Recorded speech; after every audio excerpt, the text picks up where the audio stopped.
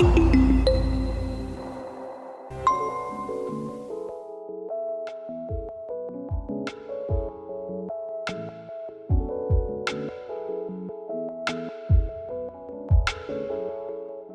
një vajzë që ndodhet mes showbizit dhe politikës. Si ja ke dalë ti menaxhosh kaq mirë të dyja pa u përplasur me njëra tjetrën? Nuk ka qenë e vështirë për sa kohë, kanë qenë eksperienca të ndara deri diku nga njëra tjetra, të paktën kur unë kam qenë e angazhuar, le të themi, në kohë të plot. Kështu që në një farë mënyrë përveç se më kanë ndihmuar të dyja për të rritur më shumë qoftë mediatikisht, qoftë edhe politikisht, nuk kanë qenë asnjëherë kundërshtuese. Është më lehtë të japësh një mesazh në foltore në parlamentit apo në studio në një programi? Foltora e parlamentit aktualisht fatkeqësisht ka një ajër jo shumë besueshëm për qytetarët, edhe sigurisht që është e kuptueshme pse kjo ndodh, se gjithë këto vite politikanët tani ja kanë dalë që ta humbasin vëmendjen edhe besimin, sidomos nga ajo foltore. Kështu që do të thoja që nuk ndjej vështirësi, por ndjej që dëgjohen më shumë kur një mesazh e jap në media. Nëse partia ku aderon rikthehet në pushtet dhe të jep të drejtën të krijosh ti vetë një ligj ose të ndryshosh një aktual, cili do të ishte? Në fakt e vetmja gjë që na pengon aktualisht për ta bërë këtë gjë, ka disa nisma ligjore që ne i kemi ndërmarr bashkë me deputetë të tjerë, kemi disa ligje për rinin, turizmin dhe jo vetëm që duam që të çojmë përpara. Problemi është që majoranca ka votat më të mëdha dhe sa dëgjojnë që ligjin e kemi propozuar ne ose ndryshimet ligjore kemi propozuar ne, nuk ka më vota.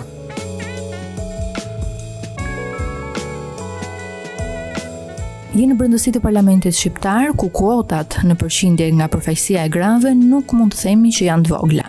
Por nisur nga eksperienca jote, sa dëgjohet dhe vlerësohet vërtet fjala e një gruaje aty? Me thënë të drejtën, unë që nga fakti që kemi kuota në parlamentin shqiptar, jam kundra në parim, pasi mendoj që kjo çështja e feminizmit edhe të paturit kuota dhe detyrime ligjore për të përfshirë në jetën politike dhe jo vetëm kudo gruan për një pozicion natyral, do të thoya, që i takon njësoj si burrat. Ky diferencimi, kuotat edhe në fakt deri diku edhe feminizmin në parim, më duket si një mjet që na bën a priori të diskriminuara, kështu që unë mendoj që gratë shqiptare nuk kanë nevojë fare, gratë në gjithë botën nuk kanë nevojë fare për kuota dhe për detyrime të këtilla.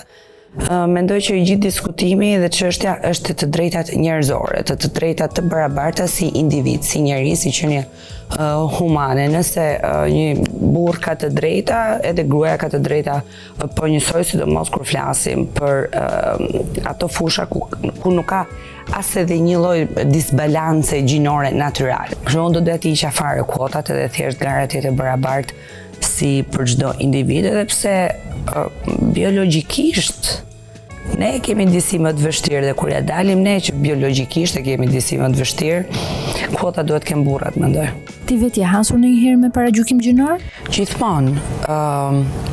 Duam s'duam, Shqipëria është një vend që ka mentalitet maskilist, edhe nëse ti ke eksperienca në fusha të ndryshme pune, nëse çfarë do lloj pune të kërkosh të bësh, kudo që të shkosh trokasësh për punë, marrëdhëniet që ndërton më tej, absolutisht që e ndjen që është më e vështirë për ty si grua të fitosh terrenin tënd dhe të merret fjala seriozisht, të konsiderohet dhe të dëgjohet. Kjo e bën disi më të vështirë rritjen tënde në karrierë pa diskutim. Jeni rritur në një familje vajzash. Si ka ndikuar kjo gjë në rritjen dhe zhvillimin e Orielës?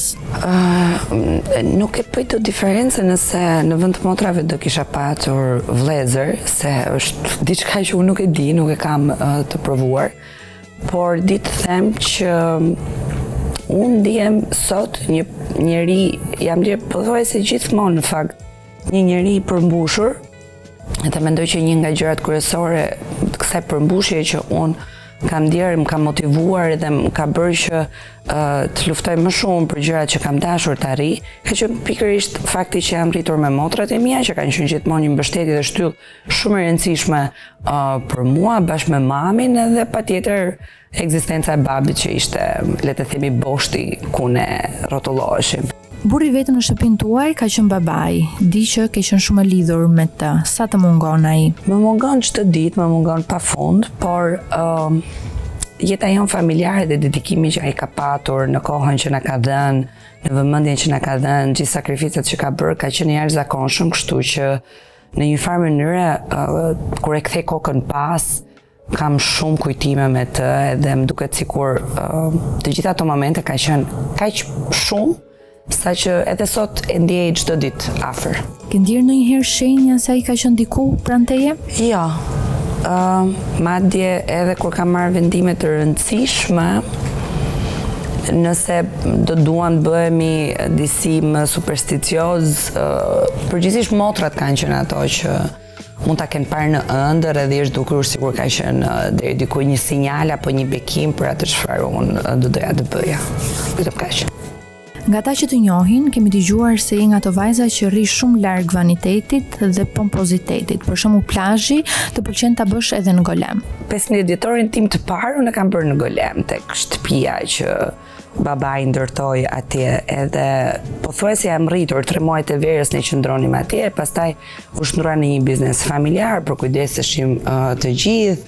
Kam pothuajse kujtimet më të bukura të verës me miq, me shok, me familjarët e mi, kështu që golemi është gjithmonë një shtëpi e dytë dhe sa që shkoj në golem ndihem si në shtëpi, domethënë e dua fort atë bregdet. Kur ke marrë për herë të fundit bukë me veten në plazh? Unë mund të marr çdo herë bukë me veten në plazh dhe nuk e kam fare me problem, por ashtu si dhe unë dhe ju e dini që hapësirat për të bërë plazh ku ti mund të marrësh edhe ushqimet që do vet apo të organizosh si një ditë, ashtu krejtësisht në kontakt me natyrën, pa këto komoditetet që të jep infrastruktura e komodimeve të hotelerisë e më gjërë, nuk është se janë shumë, kështu që mendoj që kjo është një mangësi e madhe e bregdetit shqiptar nga veriu në jug, edhe patjetër që lokalet, baret, hotelet nuk të lejojnë që të marrësh bukë me vete, kështu për të mos gënjur kot, janë shumë të pakta vendet ku ti mund ta bësh këtë gjë dhe janë shumë të pakta zonat ku ende ka hapësira që ti t'i shijosh ashtu siç do qoftë edhe për të kujtuar të paktën për brezin tim atë periudhën kur merrnim patatet e skuqura me vete, merrnim specat apo biftekun e fushës, siç i thoshte i mati, i thoshte patlıxhanit të pjekur me gjizë ashtu në formën tradicionale. Çfarë mendon për çmimet në jug? Është një temë që po diskutohet shumë së fundmi. Është e njëjta gjë, ka disa vende të cilat ofrojnë shërbime luksi, ofrojnë qëndrime luksi, ofrojnë eksperiencë luksi. Ka dhe të tjera që edhe pse më mesatare konsiderojnë prapë të shtrenjta. Bregu i parë edhe të qenurit afër detit do jetë, mendoj gjithmonë me një çmim jo dhe aq të lirë. Problemi është që mendoj që shteti shqiptar asnjëherë nuk ka menduar që realisht të ndërhyjë për të patur një rregullator i cili sjell të ardhura që të jenë në funksion edhe të atyre që nuk kanë mundësi që të shkojnë në këto hapësira dhe të kenë mundësinë që të zgjedhin alternativën që i përshtaten. Pra jugu aktualisht është i shtrenjtë, ofron kryesisht shërbim të akomodim të shtrenjtë dhe për njerëzit është bërë të paktën si e shohun sot e pamundur që të kenë mundësinë për të zgjedhur pushimet që atyre i vlen edhe sipas xhepit që kanë. Miqtë tu më të mirë janë pjesë e jetës publike apo njerëz të thjeshtë? Unë, me thënë drejtën, asnjëherë nuk jam bler kështu pjesë e jetës publike, kështu që miqtë mi më të mirë janë njerëz thjeshtë dhe madje edhe ata që janë pjesë e jetës publike, janë gjithashtu njerëz thjeshtë si unë. Domethënë së pari jemi për këtë arsye miq. Pastaj pjesa e punës dhe jeta publike që deri diku ka qenë e lidhur me punën, kanë thjesht shkuar kështu për shtat.